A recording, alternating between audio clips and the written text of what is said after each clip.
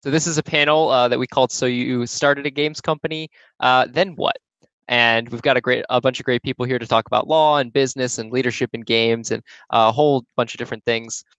We are, of course, the IGDA Los Angeles. If you want to join future events or hear about future events, you can follow us on one of the many, many, many socials that are out there. And we also have a mailing list, which I'm sure you can get to through some of those links, where we'll mail out events as they're coming out. Our Facebook page has our events as they come out. Last month, we did something for games as a service and engineering. A month or two before that, we had a chat about game design, sort of just a coffee chat.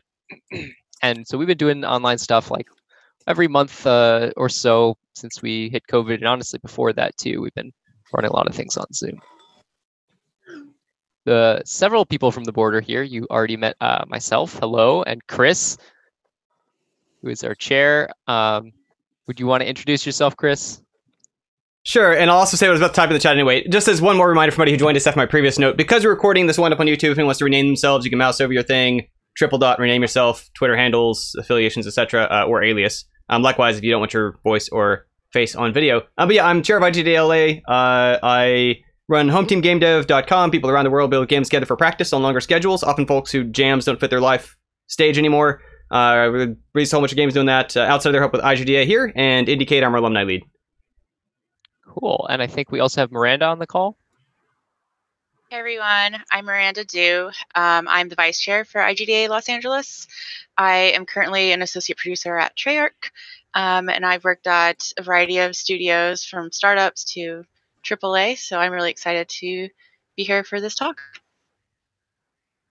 Awesome. And I think we have Tiffany as well.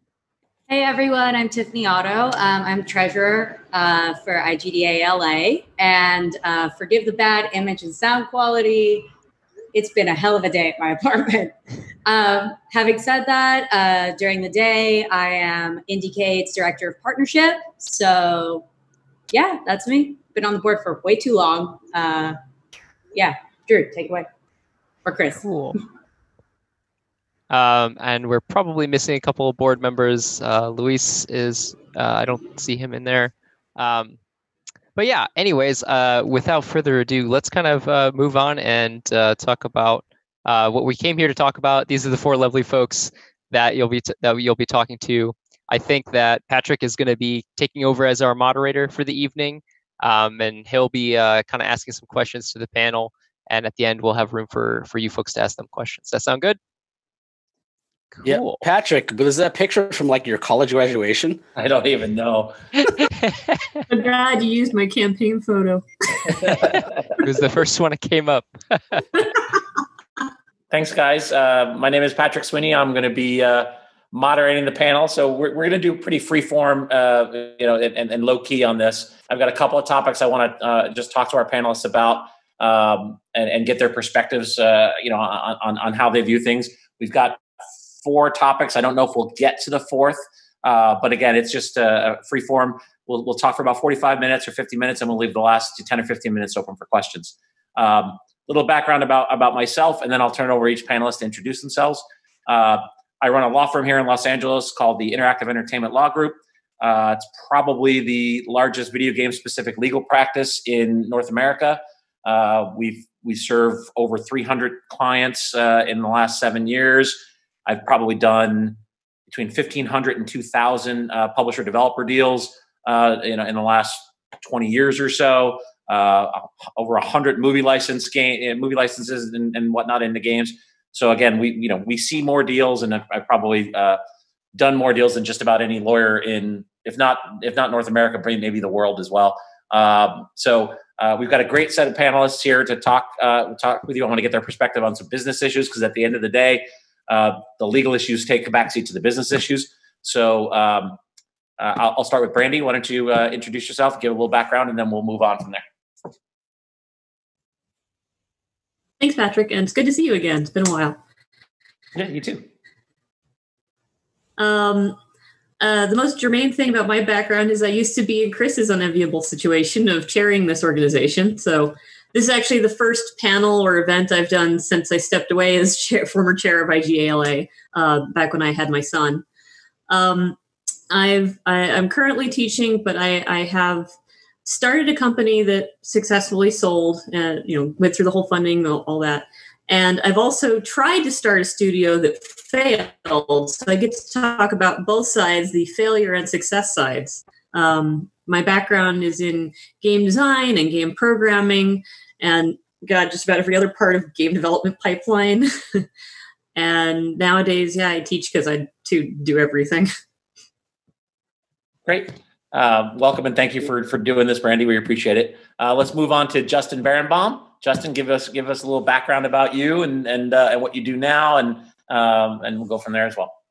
So I'll set the stage just because I don't mind dating myself. I started in the industry at Capcom in 1993, where I actually answered an ad in the newspaper when we had those things to work at a retail store, and they ended up hiring me in to corporate because they wanted me to build up this little thing called mail order that used to exist back then. Since then, I've been a brand manager. I've built direct sales. I've done licensing, BizDev, strategic relations across the board. I was 7.5 years at Activision, almost 5 years at 505 Games. I've consulted for developers, for publishers, for technology companies. I'm now over at Xsolla, where I head up strategy. But the thing that I'm most excited about and that I've been working on for about 1.5 years, 2 years is the Xsolla Funding Club, which is a matchmaking service for developers and investors. And when I say investors, it's investors in small to mid-sized publishers.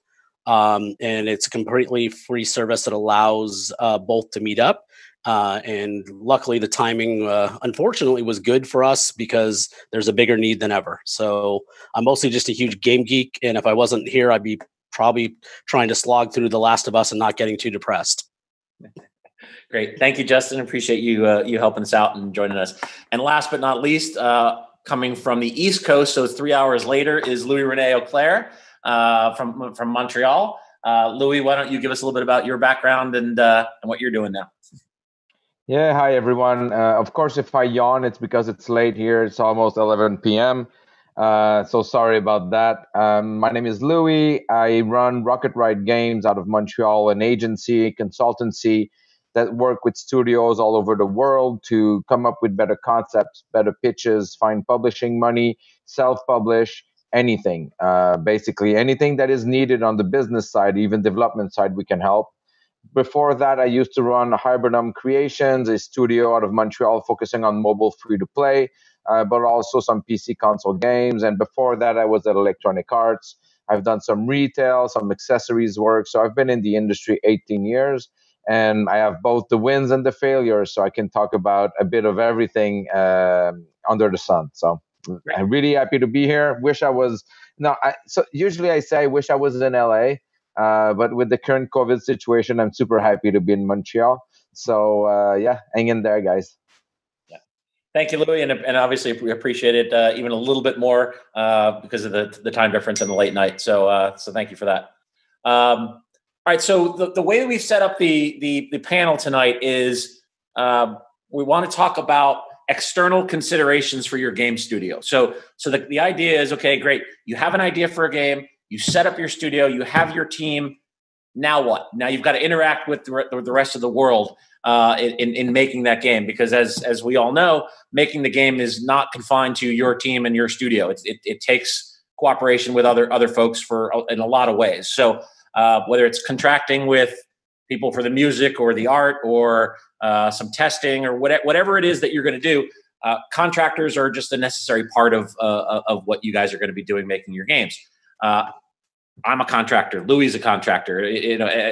Everybody is adding a piece to the puzzle of creating that game. So not everybody knows how to work with contractors, and that's what I want to get the panelists' opinion on. From my perspective, very few game studios come to the table knowing how to work with a lawyer as the contractor, right? Ultimately, they're the client, but they often look to me to sort of run the show or run the deal. So there's always a bit of a dichotomy there. I want to talk to our panelists. What do you look for when you are trying to evaluate a contractor? What's important to you? What considerations you make? How do you find the right contractors for your needs? Is it all word of mouth, or is it reputation wise? Are you shopping for the lowest price? what should you be looking for, and what should these guys be looking for that maybe they're not necessarily thinking about right now? Let's start with you, Louis. You've been on both sides of this. You've been a contractor, Yeah. and you've hired your fair share. Yeah, so I think for me, let's talk about contractors in all the senses, whether it's art outsourcing, full game development, or whatever it is. I want to feel like whatever they are pitching to me, whatever they are pitching to my clients, whatever they are trying to sell, I want this to feel like it's the most important deal for them. Most oftentimes, you're going to have some studios that get a request and they want to do a pitch, and they're not going to put all the love, all the push that they want on this one. What happens is that the pitch that you're working on, for somebody, it's their best pitch in the world. It might be a small pitch for you, but there's a studio somewhere that this is the most important potential deal for them. So you see it in the, how can I say that, in the passion and in the delivery of that pitch, how much they are wanting to work on this. Because making video games is difficult enough, even when you're passionate and you're all in on it. Imagine when you're not and you're just taking this as a cash grab. So that's the one thing I'm trying to avoid as much as possible, the cash grabs or the I'll take it because I have nothing else to do kind of thing. So passion and desire to make the deal is super important. And then, unfortunately, I do as long a due diligence as I can to see how much they are willing to make this work, how important this deal is for them, and what kind of resources they're willing to put towards it. It's a very difficult relationship to do work with contractors, so everybody needs to be in it as the same team. So for me, pushing this is super important. Brandii, Justin, anything to add to that? What do you guys look for on either side of that equation? I'll let Brandii go because I'm sure she's got some really good feedback here. Well, I'll tell you, the most important thing with my experience is I look for somebody who's very ethical in how they approach things across the board. I have unfortunately dealt with contractors who, well, actually, this is not one I did personally, but someone I'm married to has his company dealt with somebody who was supposed to contract to do art, and what they found that this person was doing was literally just ripping Disney photos and then tracing over them and handing that in as art. So I've also seen art contractors who just copied things from Google without checking for copyright, all those types of things.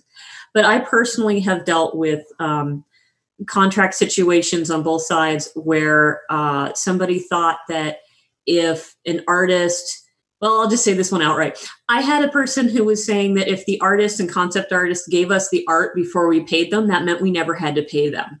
And I pushed back on that. I said, no, just because the writers and the artists and these other people have given us the work, that doesn't mean that we don't pay them. And that kind of unethical attitude continued to the point that, surprise, they stole my work and ran with it as well. So whenever you're getting involved in anything, either as a contractor or as somebody who is trying to contract, I always look first and foremost for the ethics of the person that I'm dealing with, because everything else I can work around. I can deal with skill, I can deal with price, I can deal with personality, even communication issues. Ethics are the bottom line. Yeah, I mean, and this goes back to what Louis said as well. How do you guys assess that, though, right? The passion, it can be fake. The ethics can be fake. Like, how do you judge that? I mean, it's a difficult thing. Like you said, price and scope and all that is quantifiable. But is it trust your gut? Is it your reputation, word of mouth? Or how do you deal with that? A little is trust your gut, but I've found in general, people who are not particularly ethical will tell you one way or another. They'll show you. I mean, I've seen people who I found to be unethical that there were hints like they had no problem making slurred jokes that had ethical slurs in them, or people who would just outright say, like the person I said, oh, we don't have to pay those people. Well, of course, they stole my work. That should have been a clue. I've seen, people that have these skewed unethical perspectives in life. They don't know that it's wrong to share it. And sometimes they're proud and they'll boast about it. But some of it is also talking to other people that have dealt with them and finding out, hey, what's your experience with this person? I won't deal with somebody just because I got a cold email. I get those like 20 times a day on LinkedIn and an email, and I ignore all of them. I even get them texted to me and I just delete them. I don't respond to those. I understand they're trying to find business, and if they're politely persistent, I might add them to a list of people I'll look at later. But I don't just simply go, oh, hey, you emailed me out of the cold, I will hire you. Right. So yeah, we're an industry of relationships. Brandii, I think you just nailed it. So go ahead, Louis. I'll go on to my comment about relationships. We are the biggest small industry, right?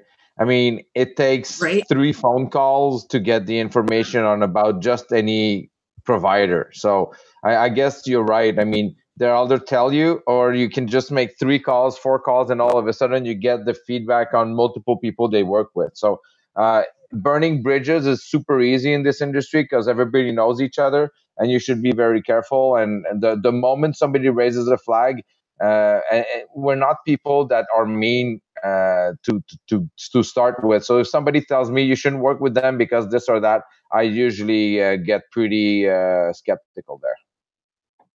Yeah, I was just gonna go say, so there's an old joke, and I'm not saying this because I'm friends with Patrick, but the 2 most important hires you make when you start a company are the lawyer and the accountant.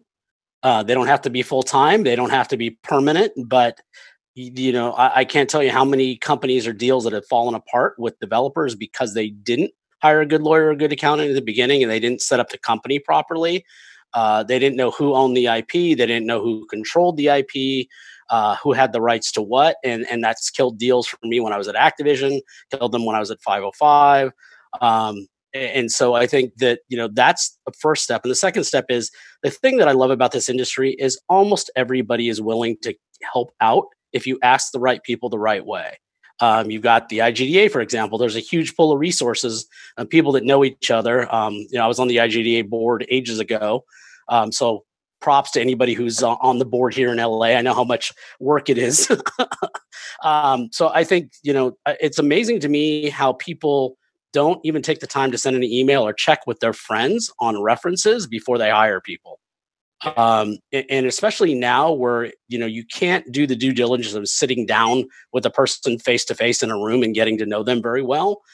These kind of calls are great, but it's not the same as sitting next to somebody and having an hour conversation. So you really do need to rely on your network and put in a little effort. Very few people, that have been in this industry for more than a few minutes don't have connections that you can't get to. So I just, a little bit of effort goes a long ways. Yeah, I mean, I think it's telling that all 3 of you, none of you said quality of work, none of you said price, none of you said credits or previous games I worked on. It's all those nebulous things that you can't put your finger on. The passion and the ethics and the references. So I mean, I think that's really probably counterintuitive to what other people would think, right? Am I judging this on price? Am I judging this on their competency? Yeah, all those things are important, and you get to that. But I think it comes after all those nebulous things that you guys mentioned. So yeah, and I'll even go as far as saying that having been on the service side, sometimes I will look at a quote that is so low, and it'll raise so many flags. Because how many times have I heard, we're coming in low because we just want to get the deal, and then we've got them hooked, and we can increase prices all the way through the year, right? So if an evaluation or a bid comes in super low, for me it has the opposite effect, where I am more cautious about that studio or that person, just because I'm feeling that they can be in it for the long squeeze, right? Which I can't stand. Yeah. You should have an idea what it's going to cost you before you're looking for help, I think, or at least a rough idea. And so whenever a bid comes in too low, like Louis said, you got to be cautious. And if it comes in really high, same thing, right? I call it the toilet bowl style of negotiation, where you each start on one side of the toilet and you just flush time and money trying to get to the middle, and it never works out well. Yeah, I agree. Let's talk about. I don't want to talk about the contract phase. Wait, sorry, go ahead, Brandii. Sorry, I do want to make one comment. something I will take into consideration, especially if somebody comes in too low and doesn't have industry references, is that, I mean, I'm not the only one on here, I'm sure it feels this, but we do have to be cautious about not keeping people out of our bubbles just because they aren't like us. So sometimes I'll find somebody's coming in too low because they're coming from another industry and they don't know this industry as well, but their skill set is still there. And that is especially true of minorities and women that are outside of the type of people that are usually in the industry. So if I see that somebody is that kind of a category, like they're a veteran or they're a former inmate or something, they're trying to break in and they have a lower bid, I'll spend a little more time trying to understand where they're coming from and what their background is to relate to, okay, this is somebody who's new to the industry. Can I help them in the time frame I have to bring them in? So I won't just simply say, oh, it's too low, they're not, because he's right, there are scams and we have to watch for them. But I'm also very mindful of what our industry has looked like and what our industry should be looking like in the future. No, that's a good point. I think geographies have a lot to do with it as well. I think you need to pay attention.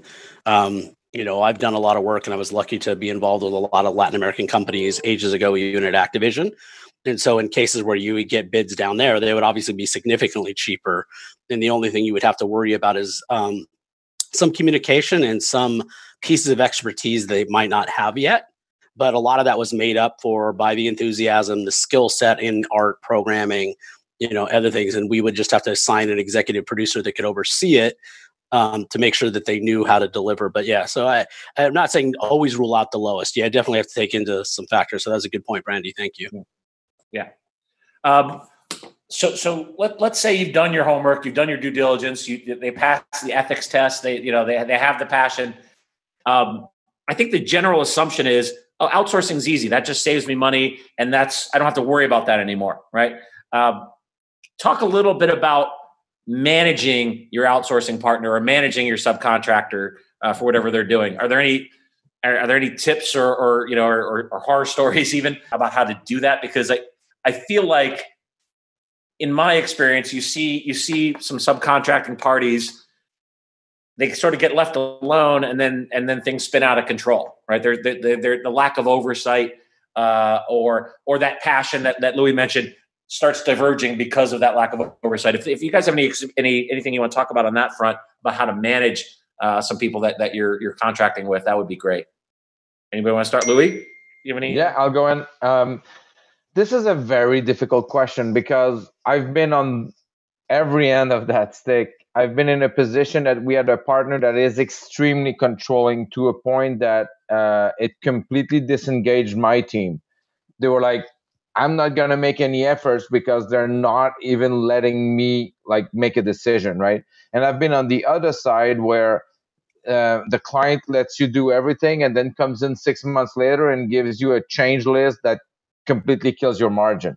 I believe that you should replicate positions on both sides, whether it's producer or product manager or head of art, if it's an art, and have those people be in constant communication. I don't think there's any other way to make this work than having the partner being a direct extension of your team and working as team members with as much transparency as possible to avoid the bait and switch strategy, to avoid the long delays of approval, to avoid the potential high change list, right?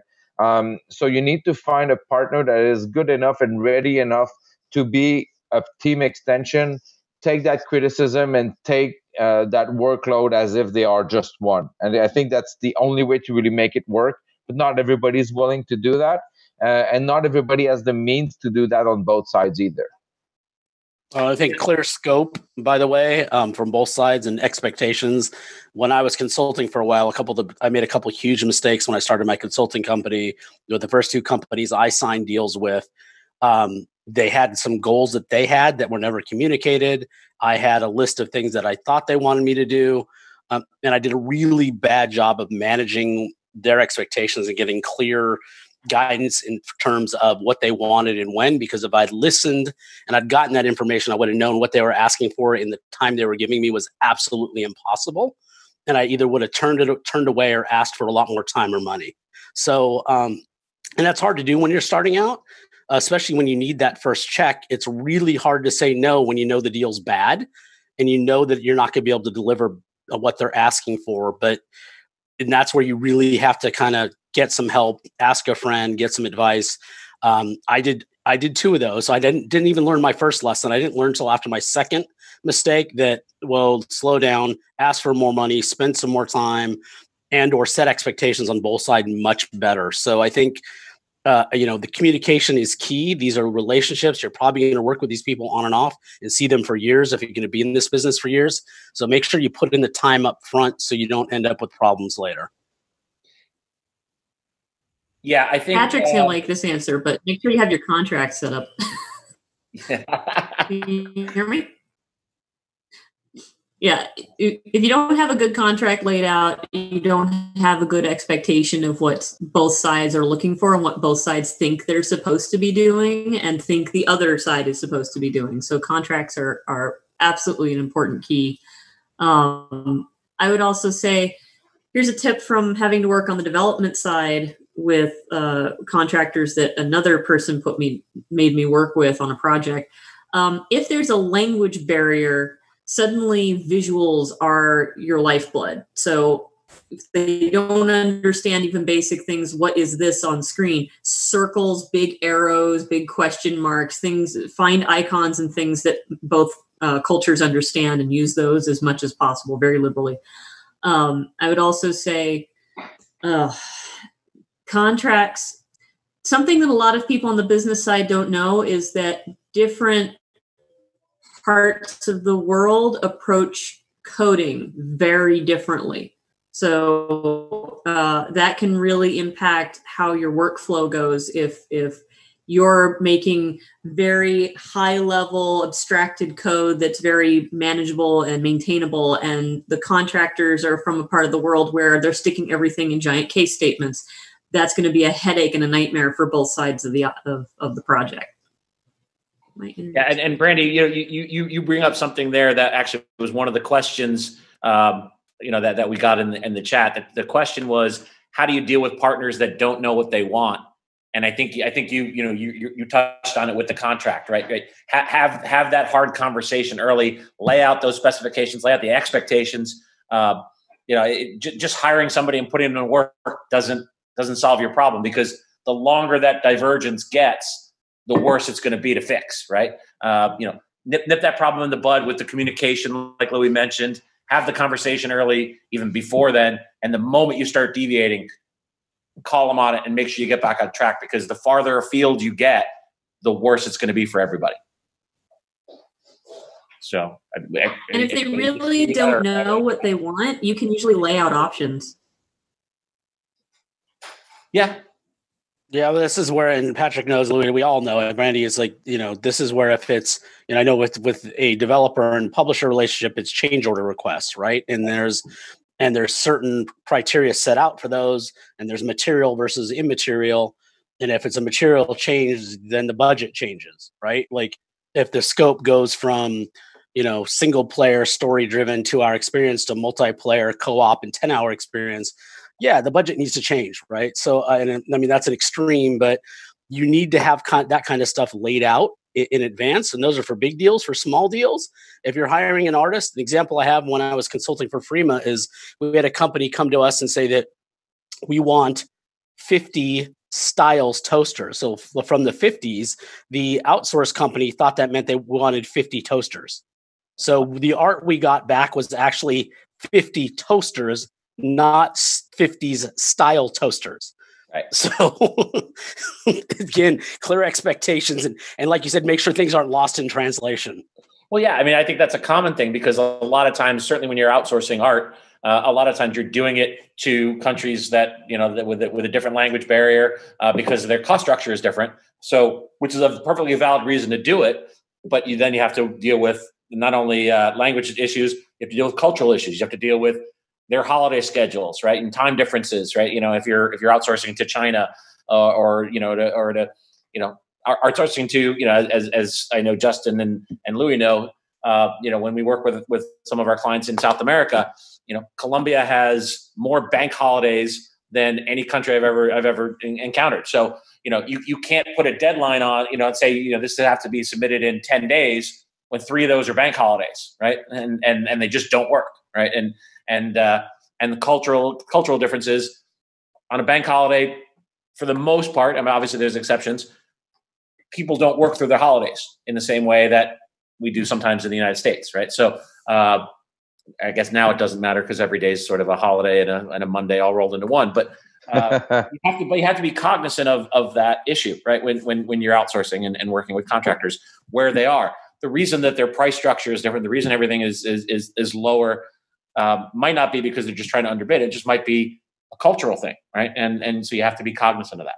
Well, I was going to say, Patrick, you nailed it too. I think sometimes you have to be more cautious of the cultural differences than you do the language differences. Yeah. The language barriers seem to be easier to overcome now than some of the cultural differences, especially when you're dealing with cultures, that are very different in the little things. And I think that's one of the most important things is understanding not just time and not just language, but it's actually my biggest hang-ups and where I made the biggest mistakes is making assumptions about culture. Yeah. So, all right, I want to move on from contractors. We've got a couple other topics that I think are equally as important, and I think I think our audience will definitely want to hear from us on. Justin, I'm obviously going to start with you on this one. Let's talk about funding. Talk about a lot of the options for small indie developers for funding, whether that's grants, whether that's funding club that Xsolla has. So there's obviously a little bit of a sales pitch for you there. But talk about some of the options that are available to small indie developers to make their games. Well, I think, one of the things, and I think this current situation has not made it easier. It's actually made it worse for indies just starting out that have never shipped anything. As I mentioned, due diligence is really hard in the best of times, but it's even harder now. And so a studio that's just starting out, that has no track record, that's never shipped anything, trying to find those resources, trying to find funding. Thank goodness there's all these online digital conferences now. But you need to understand, I think, what it takes to prepare yourself to pitch properly. And the basics are obviously a really good pitch deck.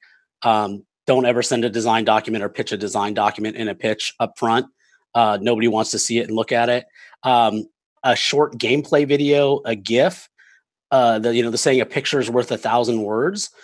So before you even go out and get funding, you need to understand the differences in the different types of funding. There's angel investors, there's VCs, there's publishers, there's all different types. There are grants, there are loans, there's all kinds of stuff out there.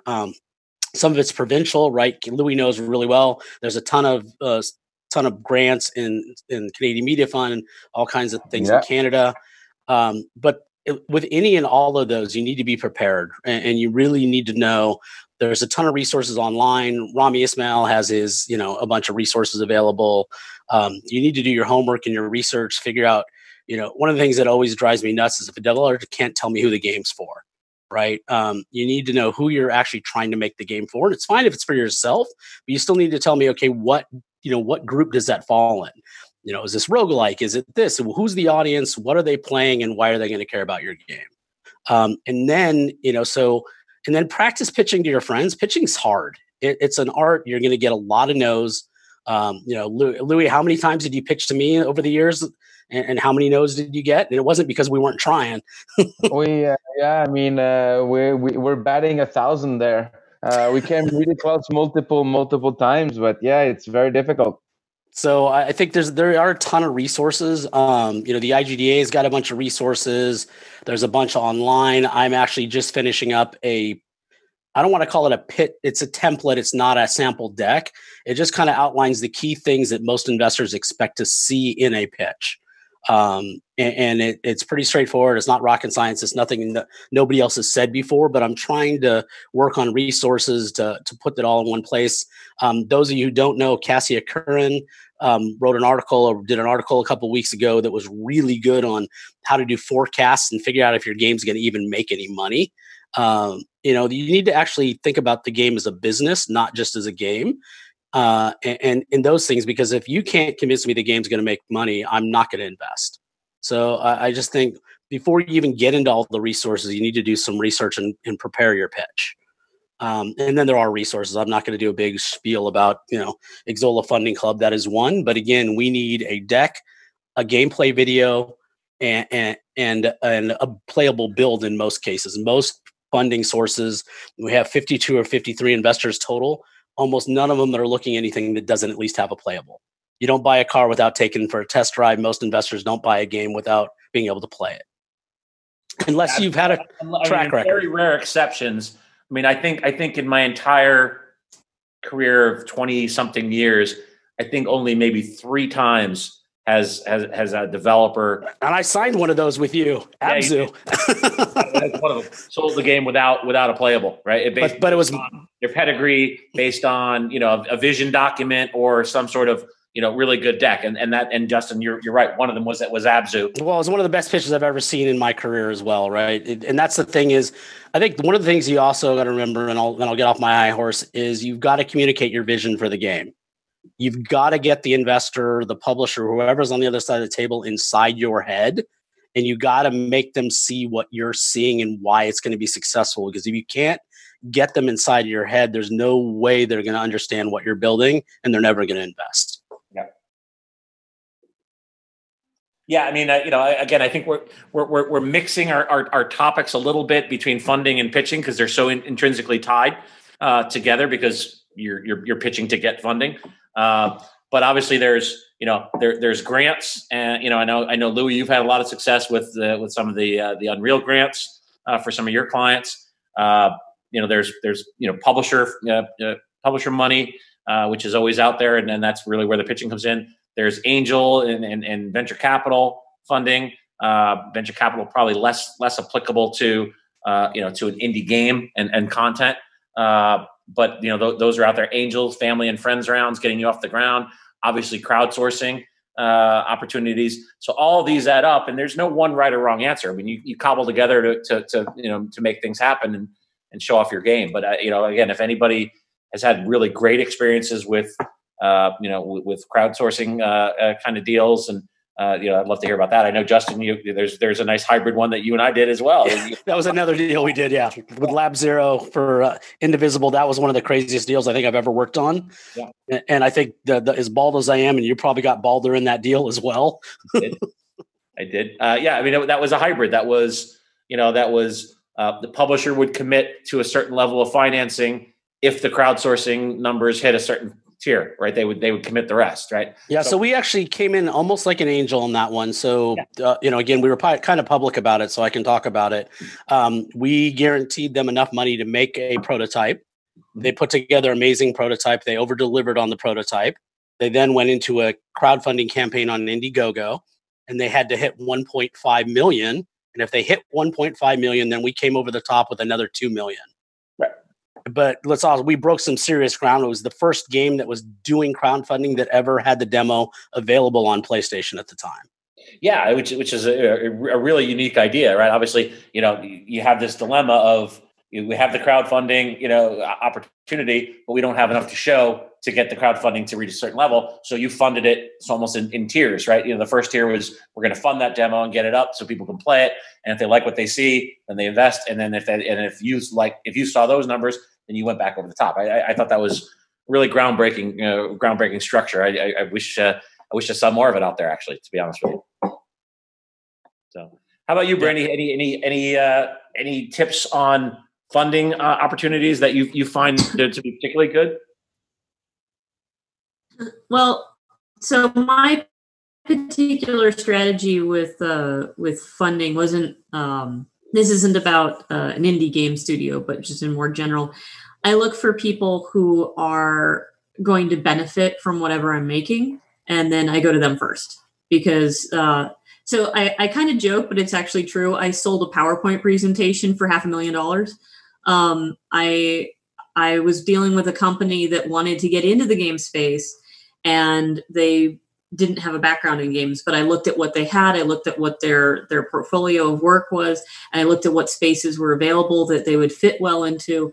And I came to them with a pitch for a project and a product that went full force, and they put $600,000 into it. They brought me on as CCO, and we brought in lawyers who were going to also make money from it, and they put in funding. One of the largest law firms. So yeah, if you find people who are going to benefit from the end product, then it makes more incentive for them to want to invest, because it's almost like putting money in a stock. Hey, I'm going to get something out of this no matter what. When it comes to game pitches, oh God, game funding. Yeah, it kind of is the same thing. When I was trying to start a studio, my studio was very focused. It was about it was earlier in the trajectory of game development than a lot of people probably on this call. I was trying to make a studio specifically to make console games for women that was hardcore, not casual. And there were a lot of issues with people who were interested in funding us because they liked the market information. But good example, one investor that invited us de-invited us after they saw the team that I had, which were myself and another programmer who was very high pedigree and another businesswoman that was very high pedigree, and all of us were women. So he told us to come back and we had a real programmer. And I thought, well, we have two real programmers with high pedigrees. They must have confused our deck with someone else. So I went and talked to somebody else from the company, and they said, oh, no. They mean come back when you have a guy. So again, if you're just, they were very explicit about it. No, come back when there's a male on your team. What I started to find I was making more headway with was other women who were interested in investing in that space, but it ultimately didn't pan out. And that's kind of that same thing. Look for people who understand what you're trying to do. If you're a first-person shooter studio, then maybe you don't talk to people who have mostly been dealing with, casual mobile games or something. You want to deal with people who are invested in what you're doing one way or the other. Yeah, I see all the comments. That's pretty much how I felt. Yikes, gross, wow, terrible. Yeah. Our industry has changed a little bit. That was a few years ago, but it's still there. That's my horror story. That's part of it. The other thing I would say, and not to divert from that topic, but that topic is gross and ew, like you said. Another topic. Talk to other people. Like there are resources that are in between you and that funding source. Like Louis, with what you're doing with RocketRide Games, right? The agency side and the representation side. People know. Louis' job, for example, is to know who's buying first-person shooter games right now in a certain range. So, Louis, talk a little bit about that, about the resources that are available just by chatting with other folks in the industry. Yeah, I think there's a lot of people that their skill and their focus is to find those deals.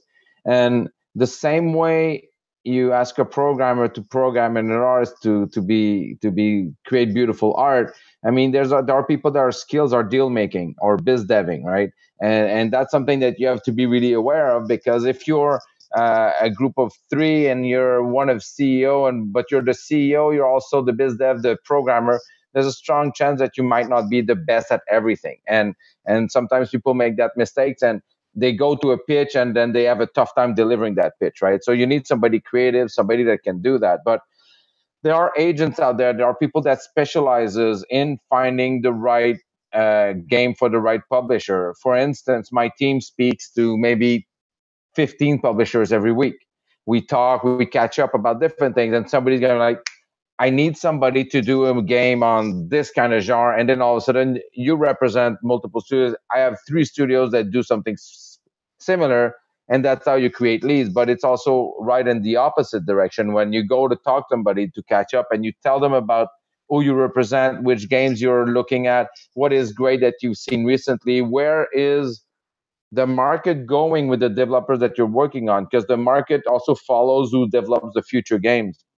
And that allows you to see a lot more opportunity and also provide a lot more opportunities to publishers and to developers. So as a studio starting, or even a studio that's well established, sometimes providing, giving that work to somebody that's his main focus will allow you to do what you do best even better. So I strongly recommend it. I'm not saying that for just me, but there are a lot of other agents, a lot of other companies out there that do what I do. We all have our specific spheres and our specific focus, but it's good to have professionals do what they're really good at. Yeah, I mean, and you know, circling back around on that topic, I mean, I had a client tell me years ago. I said, you know, who does your legal work on a contract like that? He goes, well, I do my own legal work. Okay, well, you're not a lawyer. Well, yeah, but I've done like 3 or 4 of these game dev deals in 7 years. You've done 3 or 4. Congratulations. I've got 25 on my desk for this week, right? So again, if I had a great idea for a game, I'm not going to code it. I'm going to hire a coder, right? I'm going to hire the right people to do that. You know, and you know, I would say BizDev is a skill, and that falls into that, right? And certainly legal. You know, I'm not saying that as a self promotion, but you know, BizDev is something that you need other people who have more experience to do. When Louis says he talks to 15 publishers a week, a lot of the small devs don't even know that there's 15 publishers to talk to, right? You know, and even if they do, they don't know who to talk to there. They don't know what that publisher is looking to buy, right? So it's not enough to say, oh, you know who I think it would be great. I think this game was made for Annapurna because it's super artsy and fun and quirky like that. So I'm going to blindly send it to Annapurna. No, that's not how BizDev is done, right? So, you know, again, those resources are out there. There are plenty of agents and BizDev professionals that can help you and guide you. As a matter of fact, you know, I think Louis, you know, you guys do a lot of this, and some of the others as well. You'll look at a developer's pitch, or you'll look at their game, and they say, "You're not even ready. I can't even pitch this." Right? You know, you need to go back. Yeah, we do that very often. Before I could unlock anything for you. Yeah, a lot of the time people will come to you and say, all right, I have this great game idea. Can we work together? You say, yeah. He says, when can you sign a deal? Can you get me a deal in 2 months? I'm like, I don't know. I haven't seen your pitch. I haven't seen what you're doing. And oftentimes those pitches, this material, or even the main concept of the game might be unsellable. And for every game deal that is signed, there's 10 that never will get signed. And people need to know that it's very difficult to start making a game and just thinking of it, because oftentimes you'll be making the game for the 3 people in the room that came up with that idea. But is there a market outside of that 3 people? And unless they're willing to spend $1 million each to play your game, you might not have a viable game on your hands, right? So there's market considerations, there's competition considerations, there's creativity, there's capacity, right? I mean, somebody comes to you and it's their first game and they want to make the next Overwatch, or they do a pitch and go, you know what's wrong with Clash Royale? I mean, not a lot. The game made like $1 billion, right? So there's a lot of these things that people need to learn. And the first step of pitching is going back to the infancy stage, rethinking everything, making sure it fits in the market, and then going out there and pitching. And that might take as short as 2 weeks, but as long as 3 months sometimes. Yeah. We had a question in the chat. It said, you know, that's fair, but what about those of us who are just starting out and don't have access to the funds or the contacts to acquire that? So, you know, what I would say is, particularly what Louis does and what other biz dev folks and agents do, they're going to look at your stuff for free, or they're going to assess what you have and what you don't have. You don't necessarily need funds to work with an agent, right? And you know, there are some out there that charge a monthly retainer and all that. But for the most part, you're going to get an assessment on what your studio is good at from any of them for free, right? I mean, you look at potential clients all the time. And I think we talked about this earlier. Like, network, talk to people, meet people, and other people are going to look at your game and give you feedback.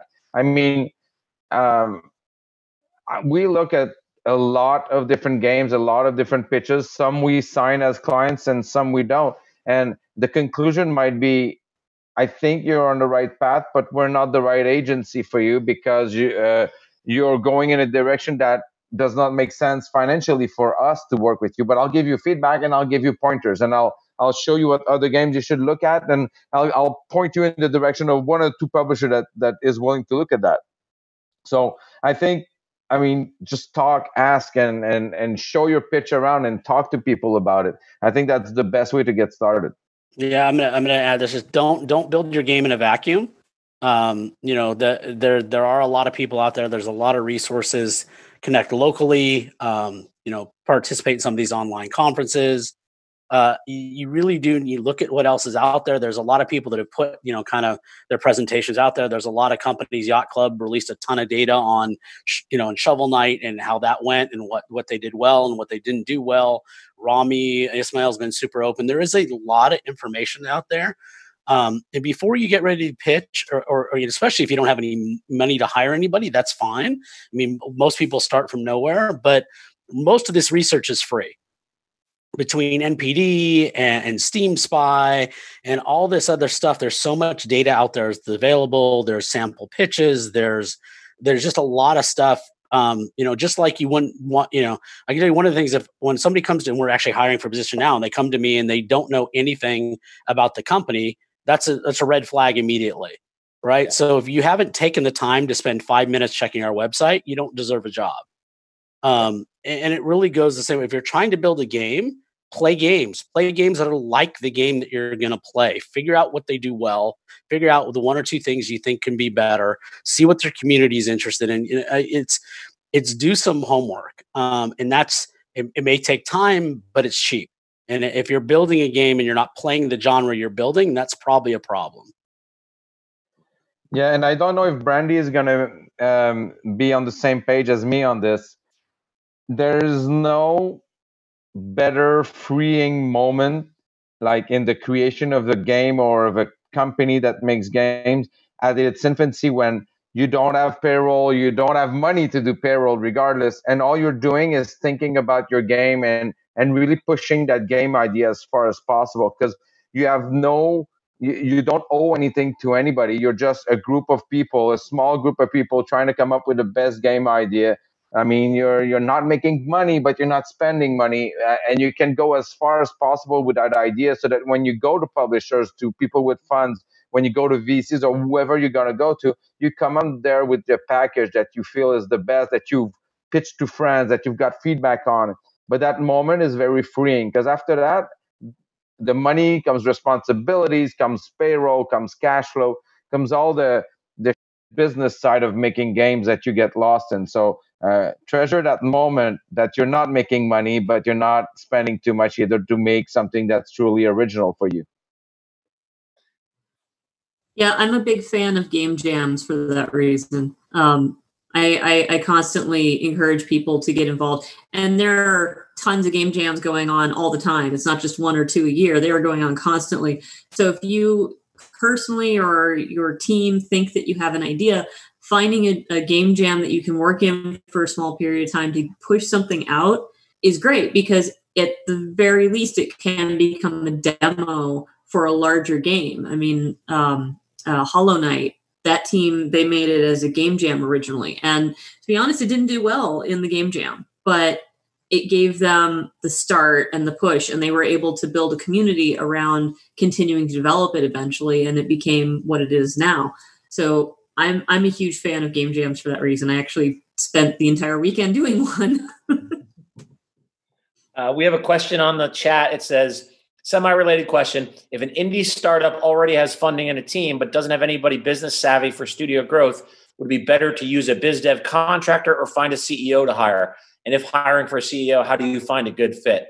My personal thought on this, my initial perspective would be hire for your immediate need, hire the contractor. A CEO and a fit going to take a lot longer, right? So don't wait on that. Hire a contractor, figure out what you need in the interim, get that going. And then if you, at the same time, if you find a CEO that comes in and is the right fit, go ahead. But you don't, it's not either or. Anybody have any thoughts on that? Yeah, I'm on the same page with you, and I don't even believe that the CEO should be the most business savvy person in the team. It's all about fit. I mean, making a game is so difficult that team gel. I mean, the Rice Krispies that brings all the marshmallows that bring all the Rice Krispies together. It's really important, that unity as a team. So I would totally hire people outside of the company, hire a contractor, an agent, a consultant, anything. Just make sure that this person wants to really pitch your game and has a passion for it just as much as you. Because when you're this small, the passion drives everything. So you need to have somebody that wants to drive it and not just look at numbers.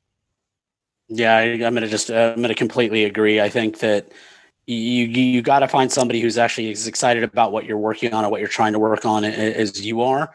And there's an old saying, it's like hire slow, fire fast, right? Like, and if you're hiring somebody as important as a CEO, that is not something. Matter of fact, if you're hiring a business consultant, that person may be able to even eventually help you find the CEO. So I think depending on the stage you're at and what you're building and what you're trying to build, you need to hire the person that's going to get you, through that next 6 to 12 months. It's great to think about that CEO, but a CEO is really a long-term prospect.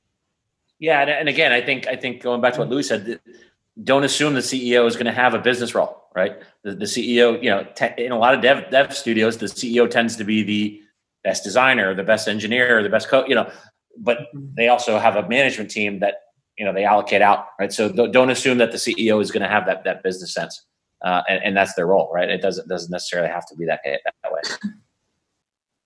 I'd also like to maybe this is kind of reiterating, but make a point when we talk about what is a good fit, is to be careful, because sometimes cultural fit or good fit is a way that people just look at someone who's exactly like you, and you might miss out on a fantastic CEO who's very passionate about your project and would be great with your team, but they have a different ethnicity than the rest of your team, or different gender than the rest of your team, or something else that doesn't seem like a cultural fit. Maybe they're not as interested in Star Wars as the rest of your team is. But so when we're talking about good fit, we're talking about the style of work that they do, the passion that they have, what they can bring to the team is in terms of energy.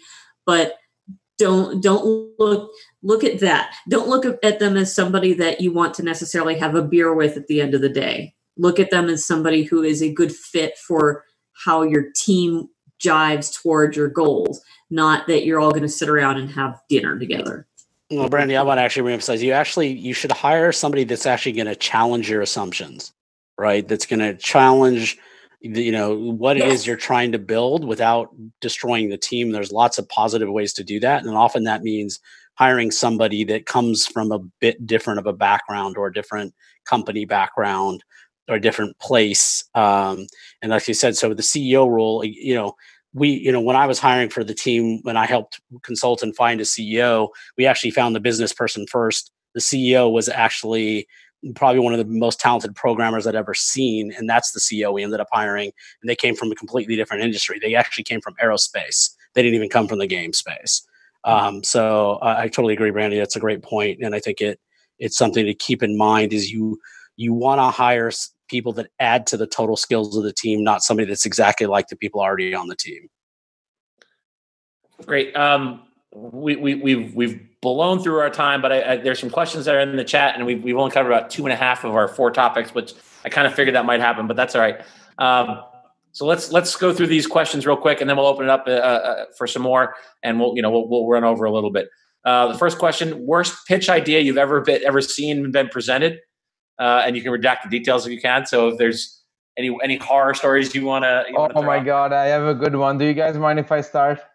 Yeah, but reminder that this is being recorded. Just gonna throw that in there.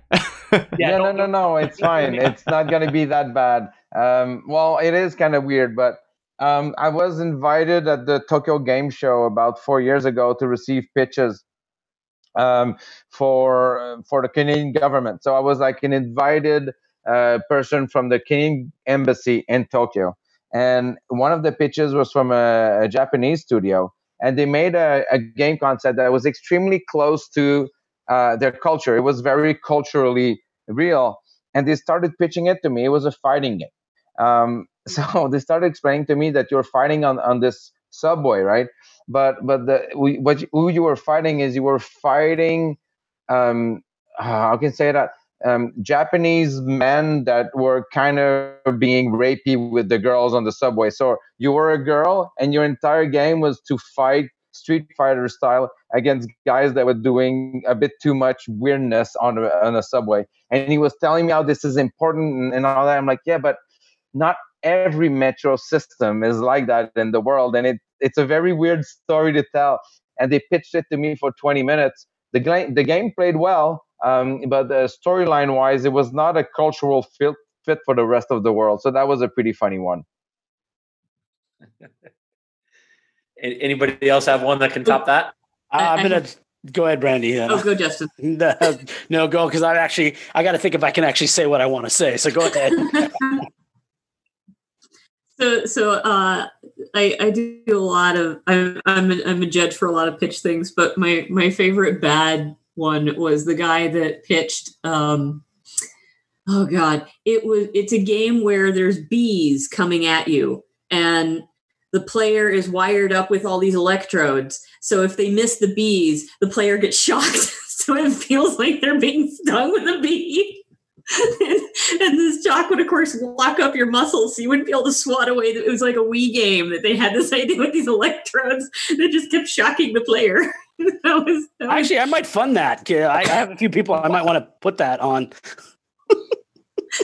that was my favorite. But I will say that generally, when I'm trying to talk about bad pitch ideas, my go-to is a non-existent pitch. It's just one to use as an example. I talk about Facebook for hamsters, and then like everybody in the room immediately sees why that's idiotic, and I use that as a default if you're ever trying to talk about a bad pitch. Yeah, I think this, and this is what I see often, and so it's not just any one pitch; it's a bunch of pitches, and it's teams pitching really generic ideas. And with almost no experience for really big budgets coming in, and they use every single buzzword that is humanly possible in a pitch. They talk about, roguelike light, with RPG elements, and then they go into this thing, and it's a 3-person team, and they need $6 million to build this game. Scope and believability in a pitch are probably two of the most important things, because not only do I need to believe the game's going to be successful, I need to believe the team is the team to build this game above anybody else. So it's more general. And I've had a lot of specific pitches that are just, absolutely, because I will say this though, and this is something to keep in mind when you're pitching to investors or whoever it is, sometimes asking for not enough money is worse than asking for too much. As somebody who sits on the board of a fund right now, we generally don't fund games that are under probably $200,000 or $300,000. And I'll quickly say why that is the cost for me to sign that game and do that deal that's $100,000 is about the same as the cost for me to sign the deal that's $500,000. If the deal that's $500,000 does 2x, that's $1 million. If the deal that's $100,000 does 9x, I still made as much money or more money on the other deal. So understanding scope, role, and I'm not saying go ask for $300,000 when your game should be $100,000, but I'm saying be careful about purposely asking for too little because you think that's going to get you the deal. Because I can tell you that's killed more pitches for me than people asking for too much money. Because if they ask for too much money, I can usually figure out where they're overspending or whittle it down. But they're asking for too little. That makes me feel like I'm being set up to be either swindled later or they don't know what they're doing. Yeah. One of the questions on the chat is, what's your intuition on how much to spend from personal savings for a free-to-play mobile game? quickly, don't spend for personal savings. Set up a company. Set up a company, fund the company, and spend it out of the company money. Never go directly from personal savings. Yeah. So you're saying about the genre of the game, it does not matter. So the same answer with free-to-play mobile versus console first-person shooter. Do everything humanly possible to not spend personal savings. And it's a very misleading budget-intensive type of game. People think that you can still make those free-to-play mobile games for very cheap. Most of the big games coming out there that take all the user base, that take all the marketing cost $5, $6, $10, $12 million to make. So they're not cheap to make. And those big games that you see out there that take all the users, they spend a ton of money on it. So right now, I would say that free-to-play mobile game is probably one of the most difficult markets to be making games in the industry. And the most expensive, actually, because there is no end in sight. There is no fixed budget. The real money doesn't start getting spent until you get to soft launch. And so I can tell you that most VCs will not invest in a free-to-play mobile game, especially from somebody who hasn't been successful before, because all the stuff you need around it, you need the user acquisition folks, you need the business intelligence folks, you need a really big team to do it effectively. And so it's a money pit. So while that's a great place to go, you're probably better off building a small PC free-to-play game versus a free-to-play mobile game. Anybody else have any questions? Again, like we've ran over our time, but I think we probably have time for one more for everybody. Anybody? Bueller. I'll ask a question. Bueller. Somebody said something. I'm curious what the rest of you guys think about the hyper casual market. Like I saw a thing recently where they were doing a game jam, and they're if anybody gets over 5% click through rate, we'll give you $2,000, and then the best one will get a $50,000 contract. I'm thinking, is that something that's going to hurt a studio, or is that a good kind of setup? I know Louis has a comment on that. Yeah, hyper casual games, they're a very similar treadmill as making free-to-play mobile games, but instead of running a game for 7 years, you make a game every 2 weeks for 7 years. They're extremely difficult to market and to make money, and it's all about user base. So most of the free-to-play, most of the hyper-casual games that make it, they come out in a stable of games, and you have to look at this as a portfolio LTV. So your lifetime value becomes the portfolio of games that you make. And your goal is to have as many people move from one game to the other without losing them, because you're not going to make enough money on one game. But if you can get them into one and then move into 7 others, then you have a chance. So you need to have multiple small teams working on these games constantly to be able to build that portfolio. So they are as difficult to market as any other in mobile right now. And I'm just going to go back, rely on your network. Sorry. Yeah. Another question. How often, if ever, do you invest in solo developers? And then the other question is, there's a lot of talk of needing something playable to market, but building that playable still costs money, right? So those are two totally different questions. Solo developers, I know we've worked with one or two in South America, Louis, and that didn't necessarily go well. Solo developers, I think, is difficult. I personally, I don't invest in developers at all, other than maybe some free time and some legal advice. But I think solo developers is not a red flag, but it's certainly, when you see a developer, a team of one, I think the question is, what are they going to be able to make? Well, I think so. Somebody who's actually done, when I was consulting for Team 17, The Escapists, one of their games was actually started out as a solo developer. Actually Overcooked started out as 2 or 3 people. And actually our fund is looking at a solo developed game right now. As a matter of fact, it is super difficult. It's got to be something incredibly interesting that is a passion project. So while this person has not put in a lot of cash, they probably spent at least 2 years of their life, if you break it out, So they, I guess their actual soft cost or opportunity cost is probably 2 years of their life into the game. But it is the opportunity for how much it costs is so unique that we're considering it. And we believe, but we're still going to have to apply a bunch of resources to make it successful. So it can be done, and it's been done. But it is super difficult. That person's really got to spend a lot of time. Actually, I was on the phone with the person who actually did the game Dark, DARQ, Willad, a couple days ago, and he was actually primarily a solo developer. I met him 3 or 4 years ago. He launched the game a little over a year ago. He's actually been pretty successful, and he moved over from the music industry where he was actually a composer for movies, and he's self-taught. But those are super rare. They're definitely the exception, not the rule. It is possible. Look, I don't care if it's 1 person, 3 people, or 10 people. If the budget and the content is of value and I think it can sell, I'll take a look at it. But it is definitely harder because it's hard for any one person to be an expert at all the things you need to do to build a game now.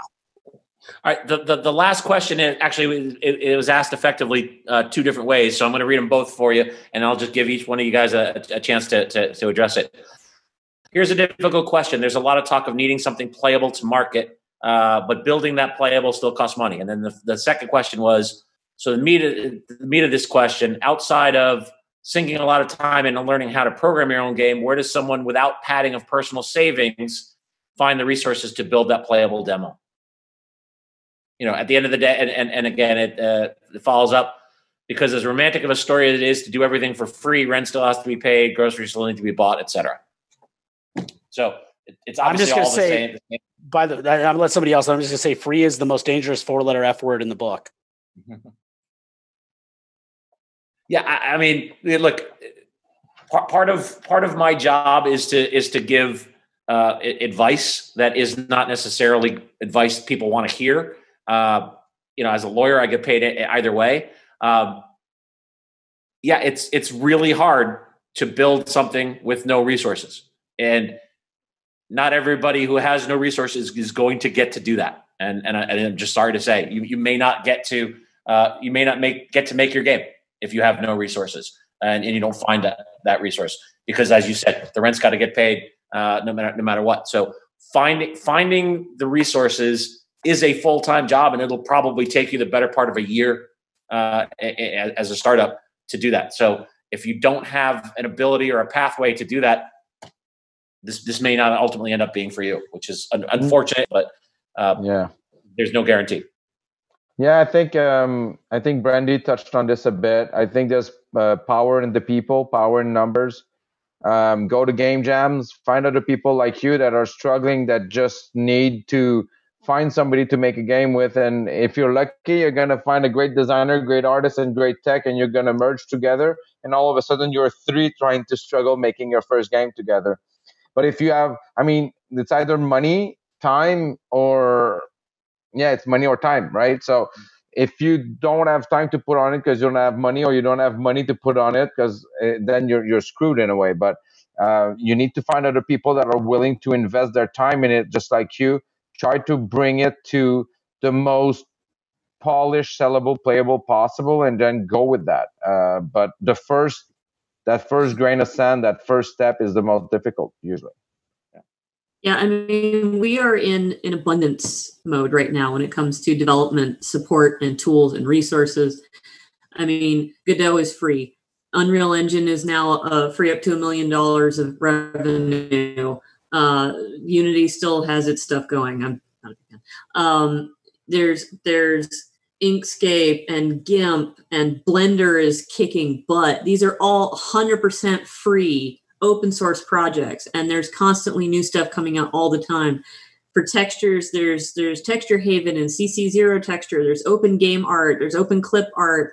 There's so many resources. YouTube is a fountain of education to teach you how to do art, how to do sound, how to do everything. I'm about to teach a camp to 10-year-olds using all free software to learn how to make a complete game in a week, and they can do it. So if you're willing to knuckle down and learn to code, learn to do basic art, learn all this stuff, you probably could teach yourself all of the necessary basics in about a year to be able to cobble together something that is demoable enough. And I'm talking about somebody with starting with 0 skill, but something that is demoable enough that you could entice other people to get involved to help you make a more polished, playable, to make something for a game jam, to make something that you could start showing to people to get the input and playback and feedback you need to start making something that will eventually lead to what these lovely gentlemen might want to look at and give you feedback and tell you is crap, but here's the 15 things you can do to fix it. So if you're really passionate about it, like I said, I made a game in 48 hours this last weekend, and I have a special needs child and a job. So you can find time somewhere to do stuff. I promise you. If you really have the passion, you can do it. Last question, 10 seconds each, guys. How has COVID changed the funding landscape? Justin. There's more money from outside coming in, but it's harder to get it because the due diligence is almost impossible. If you don't have a resume, it's really hard to get that money. So it's been great, but it's also really difficult. This is, again, I'm going to go back to what Louis said. It's connections, it's networking, it's asking friends, it's asking for advice, it's showing up for things like this and getting that advice. So I will say COVID's helped because there's a content desert, but it's still, just like everything, there's more people that want money than people that have money to spend. Louis? Yeah, very similar. Games are delayed. Games are being consumed much faster. So more content is needed. People want more games. Publisher wants more game. But there's so many games out there that it's still very difficult to get your game signed. But it's not slowing down, that's for sure. It's speeding up. Brandii, anything to add? In general, when stocks go down, investment goes up in the private sector. So COVID has been crashing stocks repeatedly. So just keep an eye on that. When the stock market goes down, investment tends to go up. When stocks go back up, investment tends to dry up. So keep that in mind as COVID continues to, and politics continue to change that situation. I am not an accurate poll by any stretch, but I can tell you this. My workflow is based on the amount of deals on my plate, and the last 4 months have been the busiest 4 months in the last couple of years for me. So there are deals being done. There are companies that are still doing deals. They're all looking at they're all still kicking the tires because the games that you're making now or you're signing now are for a year, 2 years from now, or 3 years from now. So nobody is closing up shop and saying I'm no longer entertaining pitches. It might be a little harder to get some of that money through and get them signed, but everybody's playing the long game here. So things have not dried up. So I think that's it. We ran over by 20 minutes or so. But if anybody has any follow-up questions, please feel free to reach out through Drew or anybody at the IGDA, and they'll get the questions to us or directly to us, and we will all gladly give you our 2 cents for whatever it's worth, which is probably 2 cents. You're a lawyer. It's a lot more than 2 cents, Patrick. and that's 2 cents Canadian to Louis. So thank you guys so much for your time. You'll give a lot of great insights, and I appreciate you all coming out. Great. Thank you, everybody. Thanks for having us. Thank you, guys. Have a good one. Everybody have a good evening. Thanks so much for being here. Thanks everybody who attended. Thank you. Bye-bye. Thank you for coming. Have a good night, y'all. Thank Hey, you. everyone.